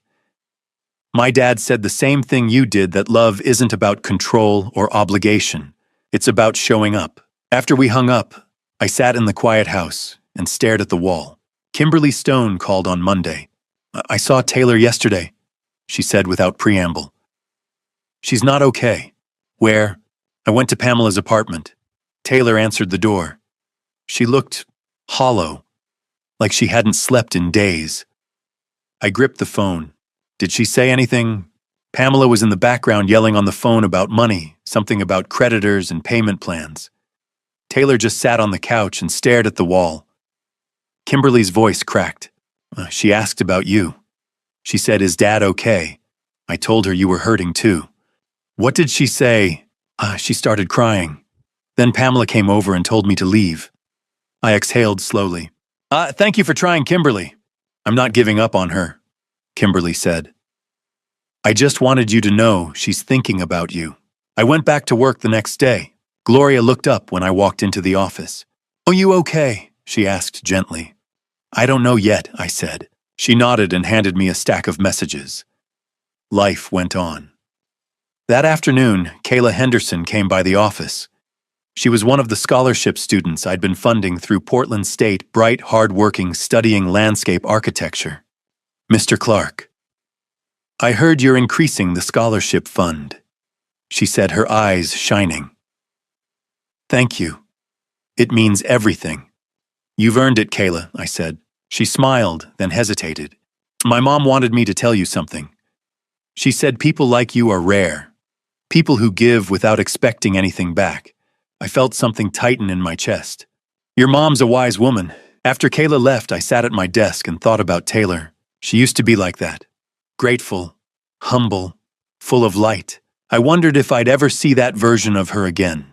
That night, I sat in my study and opened the box one more time. The Father's Day card was still there, tucked beneath the photos and receipts and memories. Best dad ever. I wondered if Taylor still believed that, or if Pamela had convinced her I was someone else entirely. I closed the box and turned off the light. Now I just had to wait. At the end of July, my phone rang at 11 at night. It was Taylor. She didn't say hello. "Can we talk?" she said, her voice barely above a whisper. I sat up straight, my heart pounding. "Yes," I said. "Anytime. Do you want to meet somewhere or—" Silence. I could hear her breathing on the other end of the line, unsteady shaking. "I thought I was ready," she whispered. "I thought I could do this. But I'm not. I can't." "Taylor, I'm sorry," she said, her voice breaking. "I'm so sorry." Then the line went dead. I stared at the phone in my hand. I called back immediately. It rang 5 times, then went to voicemail. I tried again the next morning. No answer. And again that afternoon. Nothing. The months leading to that call had been long and silent. June. I didn't hear from Taylor in June. Connor called on the 15th. The annulment's finalized," he said. His voice was steady, but I could hear the exhaustion beneath it. "It's done."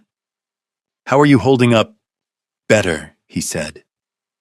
"My dad says it takes time to stop loving someone." I'm starting to believe him. A few days later, Kimberly called. She moved out of Pamela's apartment," Kimberly said. "She's staying with a friend from her MBA program, somewhere in Southeast, I think. She's keeping it quiet." "Is she okay?" "She's surviving," Kimberly said carefully. "That's all I can tell you." I sent Taylor a text that night. "I'm still here when you're ready." She didn't respond. July. In mid-July, Kimberly called again. "She got a job," she said. "Receptionist at a medical clinic downtown. It doesn't pay much, but she's working. She's not depending on anyone." That's good," I said quietly.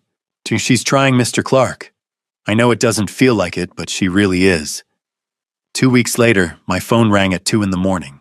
I grabbed it groggy and confused. "Hello," silence. Then soft breathing. "I just wanted to hear your voice," Taylor whispered. I was fully awake now. "Taylor, are you okay?" "I can't talk yet," she said, her voice thick with tears. "But I will. Soon. I promise."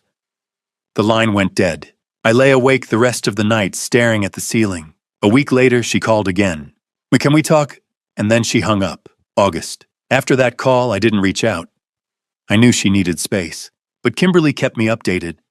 Pamela's being evicted," Kimberly said in early August. "She's been calling Taylor nonstop asking for money. Taylor finally blocked her number." "Good," I said. "She's getting stronger," Kimberly said. "Slowly, but she is." A few days later, Bishop called. "Hatikrichot." "Pamela Thornton filed a motion to contest the inheritance freeze," he said.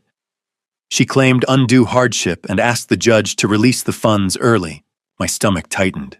"And the judge denied it," Bishop said. But here's the interesting part. Taylor sent me a letter. She's requesting that if she's not emotionally prepared to accept the inheritance by January, the entire amount be donated to a scholarship fund in Thomas Westfield's name. I leaned back in my chair, stunned. She doesn't want the money. She wants to make sure she wants it for the right reasons, Bishop said. That's growth, Mr. Clark. September. In mid-September, Kimberly called with an update. She's seeing a therapist, she said. Twice a week.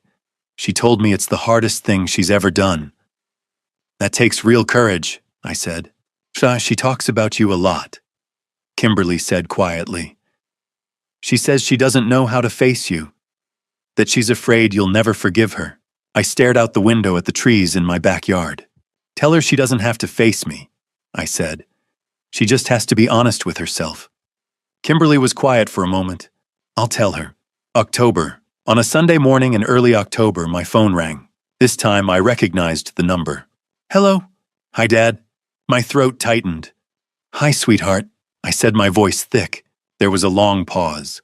I could hear her breathing shaky and uncertain. I'm sorry, she said, and then she was crying deep, wrenching sobs. I'm so sorry for everything. I know, I said gently. I don't know how to explain what happened, she said through tears. I don't know how I let her convince me how I became that person. I said softly. You don't have to explain it all right now. She took a shaky breath. Can I see you? She asked. Not right away. But soon I need to finish something first. Then we can really talk. Is that okay? That's okay, I said. I'll be here. After we hung up, I walked out to the backyard. The maple tree I'd planted when Taylor graduated high school stood tall and strong, its branches reaching toward the autumn sky. It had grown so much healthy, steady-rooted deep.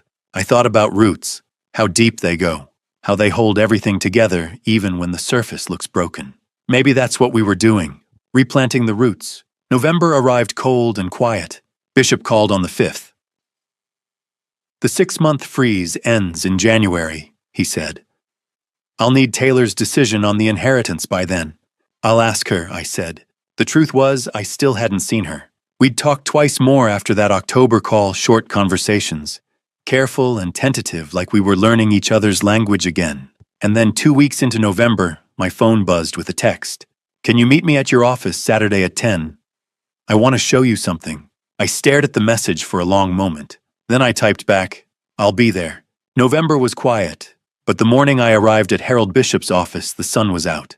Taylor was already there, sitting at the same conference table where everything had fallen apart 6 months earlier. She looked different, thinner, older. Lines around her eyes I didn't remember, but her eyes were clear. She stood when I walked in. Hi, Dad, she said quietly. Hi, sweetheart, I said. There was an awkward moment, neither of us sure whether to hug or shake hands, or just stand there. Bishop stepped in smoothly. Please sit, he said, gesturing to the chairs. Ms. Clark requested that I facilitate this meeting. We sat across from each other, the table between us. Taylor folded her hands, took a breath. I wanted you here when I decide about the money, she said. You don't owe me an explanation, I said. Yes, I do, she said, her voice firm. Taylor looked down at her hands.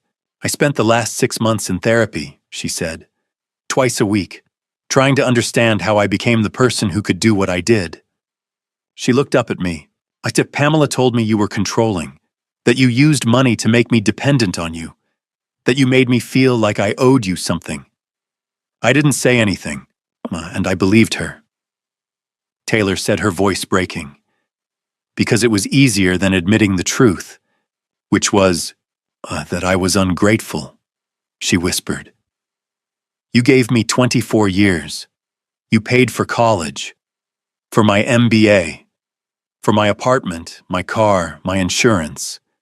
You showed up to every graduation, every milestone. And I didn't even invite you to my wedding. Tears slid down her face. I don't know how to fix that, she said.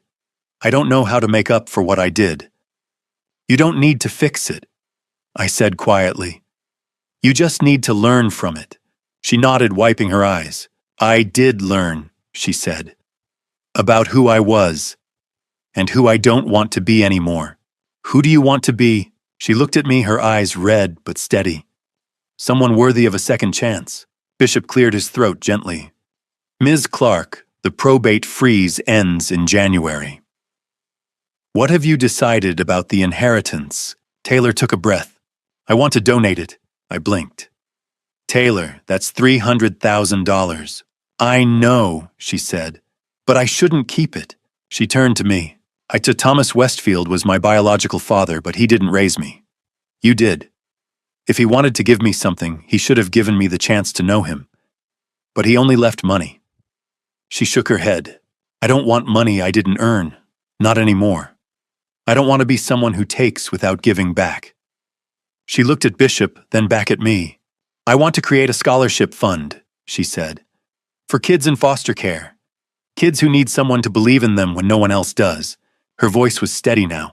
I'm calling it the Second Chance Fund. I couldn't speak. Dad, she said softly.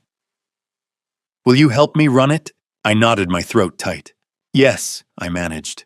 I'd be honored. Bishop reached into his briefcase and pulled out a cream-colored envelope. Before we finalize anything, he said, there's one more thing. He slid the envelope across the table to Taylor. Her name was written on it in careful, shaky handwriting. This is from Thomas, Bishop said. He asked me to give it to you when you made your decision. Taylor stared at it for a long moment. Then she opened it. She read silently, her lips moving slightly. Tears slipped down her cheeks. When she finished, she folded the letter carefully and handed it to me. You should read it, she said. I unfolded it. Dear Taylor, I never met you, but I've watched over you from a distance for years. Your mother wouldn't let me be part of your life, and I respected that decision even though it broke my heart. But I need you to know something. I'm proud of you. Not because of anything I did. I had no part in making you who you are. The man who raised you, Raymond Clark, is the father you deserve. I'm just biology. He's love. Use this money to build something good the way he taught you. With all my respect, Thomas. I folded the letter and set it on the table. I thought about the man I'd never met. Thomas Westfield gave Taylor life. I gave her 24 years. He gave money. I gave memories. And in the end, Taylor chose what mattered most. Not biology. Not money. Love. We left the office together. Portland in November was cold. The air sharp and clean. Taylor stopped on the sidewalk and turned to me. Can I buy you coffee? She asked. I looked at her. Really looked. And for a moment I saw the little girl who used to hold my hand when we crossed the street. I'd like that, I said. We walked 2 blocks to a small cafe near the waterfront. For the first time in 6 months we talked. Not about Pamela. Not about money. About the future. About second chances. About family. 3 weeks after the scholarship announcement, I sat at my kitchen table on a Saturday morning reading the local paper. A small article on page 4 caught my eye. Local woman establishes $300,000 scholarship fund for foster children. I read it twice. The article mentioned the Second Chance Fund, its mission to support kids aging out of foster care, and the application process launching in January. Taylor's name was at the bottom, listed as founder and director. Mine wasn't there. She'd done that on purpose. I set the paper down and stared out the window at the gray December sky. Part of me had wondered if she'd include my name out of gratitude or obligation or habit. But she hadn't, and I understood why. This was hers. She needed it to be. My phone rang. Dennis. I read it, he said without preamble. You okay? She didn't want my name on it, I said. She wants the scholarship to stand on its own. Now that's maturity, Dennis said. Hard won, but real. Yeah, I said quietly. It is. We talked for a few more minutes, work stuff, a job bid coming up, and then the doorbell rang. I've got to go, I said. I opened the door to find Taylor standing on my front step, holding 2 grocery bags. She was wearing jeans and an old Portland State hoodie I'd bought her years ago. Her hair was pulled back in a ponytail and she looked nervous. Hi, she said. I thought I'd cook dinner. Like we used to. I stepped aside. Come in. She set the bags on the counter and started unpacking chicken breasts, panko, breadcrumbs, marinara sauce, mozzarella, fresh garlic, a baguette. Chicken parmesan, I asked. You taught me, remember, she said, glancing over her shoulder. And garlic bread. Your recipe. I remember. She pulled out a cutting board and handed me a knife without asking. I started peeling garlic cloves, and she began pounding the chicken breasts flat with the back of a skillet. We fell into the old rhythm, me chopping, her preparing the breading station, both of us moving around the small kitchen, like we'd done it 100 times before, because we had. The kitchen filled with the smell of butter and garlic as I toasted bread slices in the oven. Taylor hummed softly while she worked a tune I didn't recognize. Our new song, I asked. My therapy playlist, she said, glancing at me with a small smile. My therapist says music helps with grounding. Does it? Sometimes, she said. She dipped chicken into beaten eggs, then pressed it into panko crumbs. Her hands were steady, but I noticed the slight tension in her shoulders, the way she kept glancing at me like she was waiting for something. I talked to Connor last week, she said after a moment. I looked up from the garlic. How's he doing? Good, she said. Really good, actually. He's seeing someone new, a paralegal at his dad's firm. He seems happy. She set down a piece of breaded chicken and turned to me. He told me you called him after the annulment was finalized. I wanted to make sure he was okay, I said. What did you say to him? I set down the knife. I told him he did the right thing, that walking away from someone you love takes courage, and that I was proud of him. Taylor's eyes filled with tears, but she blinked them back. You've always been good at that, she said quietly. Taking care of people who hurt you. I didn't know what to say to that. She went back to the chicken, her hands moving a little faster now. I don't know how you do it, she said. How you forgive people like that. Practice, when I said. She smiled, but it didn't quite reach her eyes. An hour later, we sat at the kitchen table with plates of chicken parmesan and garlic bread between us. The marinara was a little too salty. Taylor had forgotten how much I usually added, but neither of us mentioned it. For a while we just ate, then Taylor set down her fork. I need to tell you something, she said. I waited. She took a breath. Pamela told me you'd ruin my wedding day, she said. She said if I invited you, you'd make it all about yourself, that you couldn't stand not being in control. Her voice was steady, but her hands were trembling. I believed her because she's my mother, and I wanted her to love me so badly that I ignored everything I knew about you. She looked down at her plate. The morning of the wedding, I wrote your name on an invitation, she said. I was sitting at the kitchen table and I just wrote it. I was going to send it. I set down my fork. Pamela came in and saw it on the counter. Taylor continued. Her voice was thick now. She picked it up, read it, and tore it in half, right in front of me. Then she said, You have to choose Taylor, who's really special to you.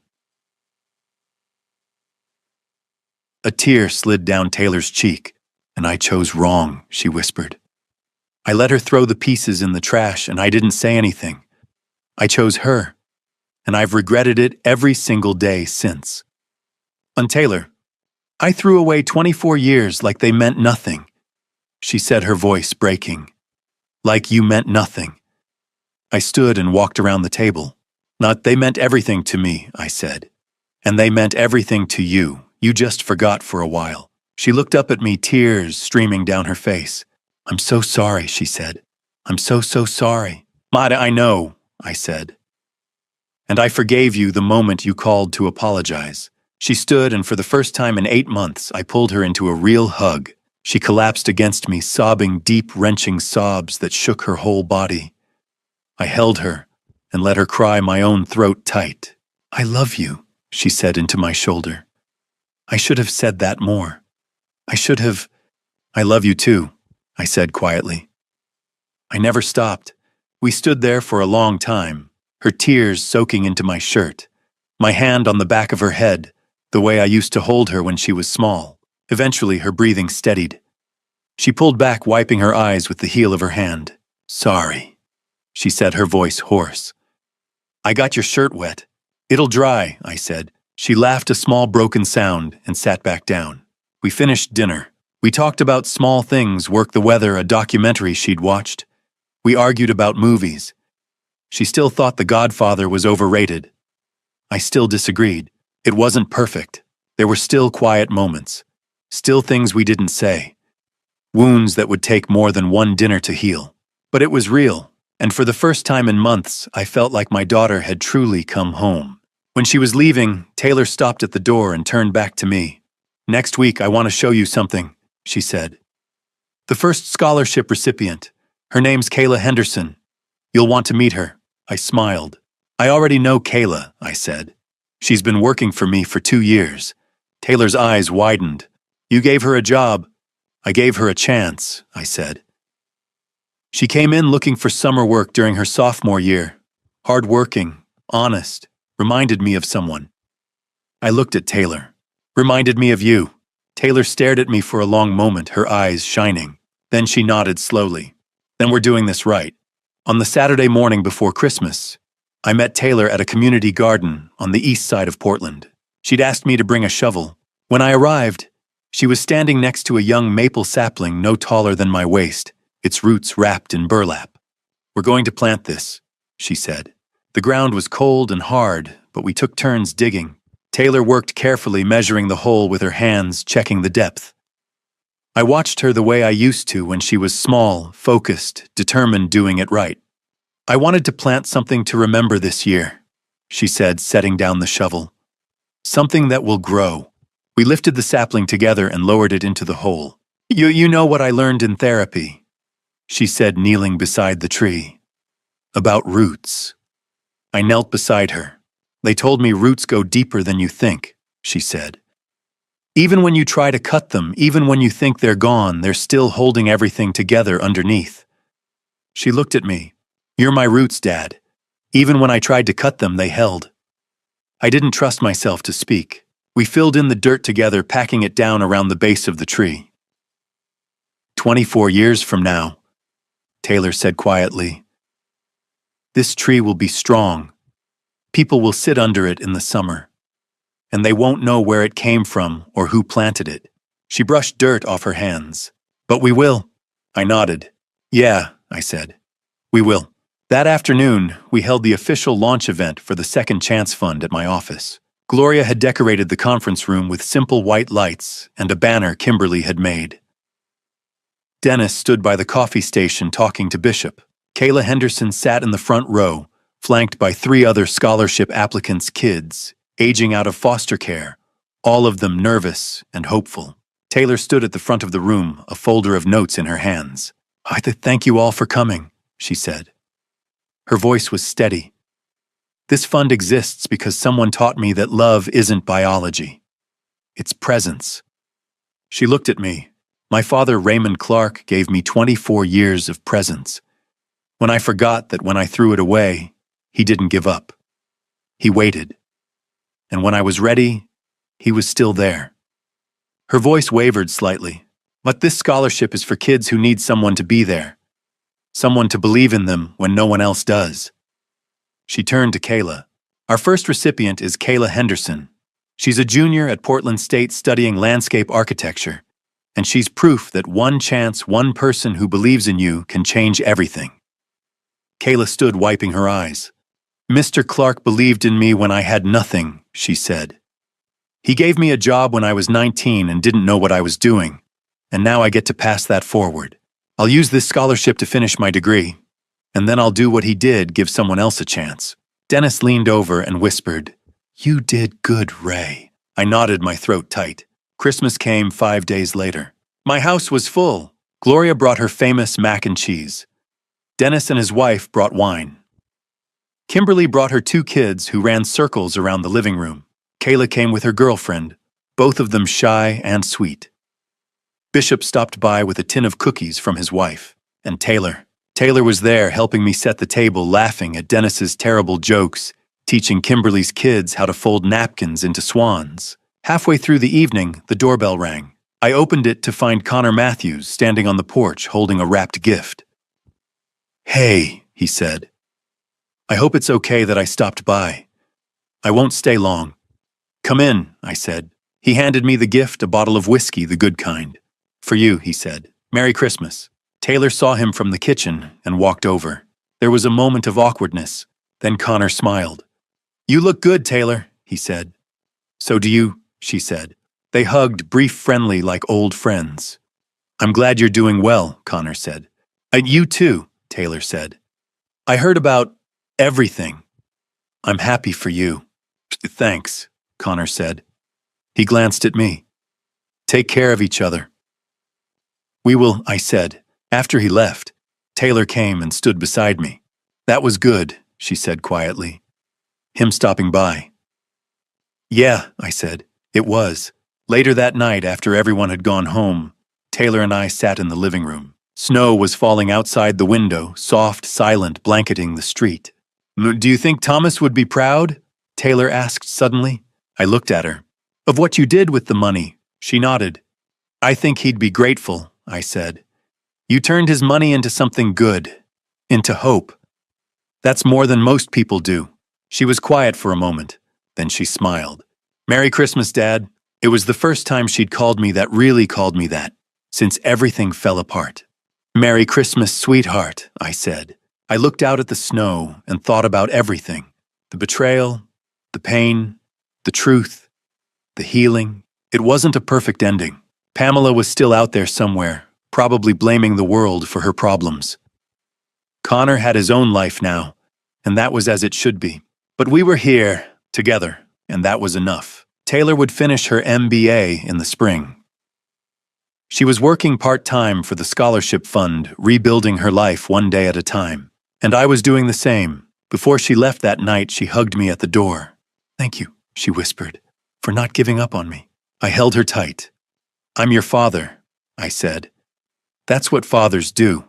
She pulled back and smiled the same smile I'd seen 1,000 times before when she was 5 years old, and learning to tie her shoes when she was 18 and graduating high school, when she was 29 and learning what love really meant. I saw the little girl in that smile, and I knew we were going to be okay.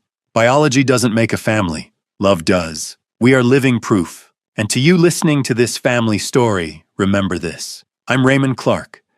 I'm 62 years old, and I've lived through something I never thought I'd survive the day my daughter told me I wasn't special enough to attend her wedding. The day I realized the person I'd raised for 24 years had chosen a stranger over me. But here's what I learned, and I'm telling you this now, because I wish someone had told me. First lesson. Biology doesn't make you a father. Love does. Presence does. Showing up every single day, even when it's hard, even when you're not appreciated, that's what makes you family. God gave me Taylor not through blood, but through choice. And that choice, that commitment, was more real than any DNA test could ever prove. Second lesson. Forgiveness isn't weakness, it's strength. When Taylor came back, when she finally understood what Pamela had done, I could have held on to my anger. I could have made her beg. That's what dad revenge looks like in the movies, cold, calculated, making them suffer the way you suffered. But God teaches us differently. Real revenge isn't about punishing someone who hurt you. It's about becoming so whole, so healed, that their betrayal can't break you anymore. My dad revenge was forgiveness, and it set us both free. Third lesson. Don't wait for people to realize your worth to know you have it. I spent months wondering if I mattered, if 24 years meant anything. And the truth is, they did, whether Taylor remembered or not. God sees every sacrifice, every midnight drive, every college tuition payment, every moment you chose love over pride. Your worth isn't determined by whether people acknowledge it. It's determined by whether you lived it with integrity. Now let me tell you what I'd say to my younger self, and to you if you're facing something similar. Don't be like I was. Don't tie your entire identity to being needed. I built my life around Taylor, and when she rejected me, I thought I'd lost everything. But you are more than one relationship. You are more than one family story. Don't let manipulation win by becoming bitter. Pamela tried to make me the villain. She almost succeeded, not because I was controlling, but because I could have become bitter enough to prove her right. Don't give toxic people that power. Don't give up on people, but don't lose yourself waiting for them either. I waited for Taylor. I gave her space. But I also kept living, kept working, kept serving others, kept planting seeds that would grow whether she came back or not. That's the balance. Here's my personal belief, and I say this as someone who's lived it. A family story isn't about perfection. It's about persistence. It's not about never being hurt. It's about choosing to heal. And sometimes the greatest dad revenge is simply refusing to let someone else's betrayal turn you into someone you're not. Taylor and I are rebuilding. We planted a tree together last week, a maple sapling that will outlive both of us. In 24 years, it'll be strong and tall, and people sitting under it won't know where it came from.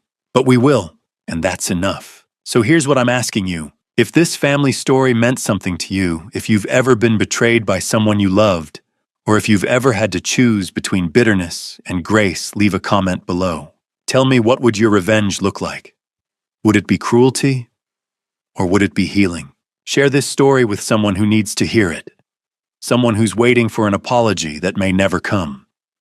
Someone who needs permission to forgive or permission to move on. And subscribe to this channel if you want more stories like this. Real, raw human stories about what it means to love imperfectly and keep trying anyway. Thank you for staying with me until the end.